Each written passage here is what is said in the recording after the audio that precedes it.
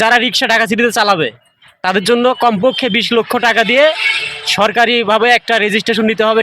আমি শুরুতেই মিডিয়ার ভাইদের প্রতি কৃতজ্ঞতা জ্ঞাপন করছি, আমাদের হৃদয়ে জমে থাকা দুঃখ এবং কষ্টের কথাগুলো শেয়ার করার সুযোগ করে দিয়েছেন। আজকে দেখেন, যারা অটোরিকশা চালায় তারা সর্বপ্রথম আমাদের 4টা ডিপার্টমেন্টের সবচেয়ে বড় ক্ষতি করছে।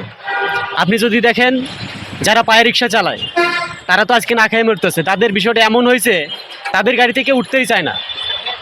বিষয়টা এরকম। আর আমরা যারা সিএনজি চালাই তাদেরও অনেকটা ইনকাম কমে গেছে, প্লাস যারা বাইক চালায় তাদের অবস্থাটাও খুব ক্রাইসিস। তো সব মিলে আমরা বুঝতে পারলাম এটাই, একটা ডিপার্টমেন্টে যদি 4টা ডিপার্টমেন্টের ক্ষতি করে সেইটা আসলে উঠে দেওয়া হবে। এখন হয়তোবা তারা বলতে পারে যে আমরা কি করব।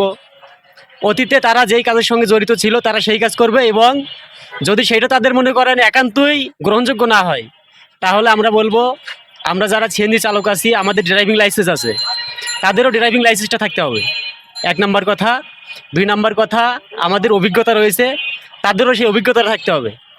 যদি অভিজ্ঞতা না থাকে তাহলে তো আপনার যেখানে সেখানে অ্যাক্সিডেন্ট হবে।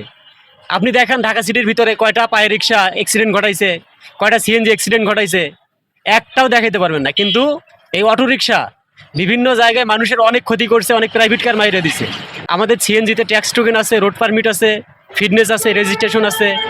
এগুলো আপনার যারা রিক্সা ঢাকা সিটিতে চালাবে তাদের জন্য কমপক্ষে 20 লক্ষ টাকা দিয়ে সরকারিভাবে একটা রেজিস্ট্রেশন নিতে হবে, ট্যাক্স টোকেন নিতে হবে, যাতে আমাদের রাজস্ব আয় বেড়ে যায়, দেশের উন্নয়ন হয় এজন্য। আর সবচেয়ে বড় কথা, যারা রিক্সার মালিক হতে চায় তাদের লক্ষ লক্ষ গাড়ি থাকার কোনো প্রয়োজন নেই ভাই।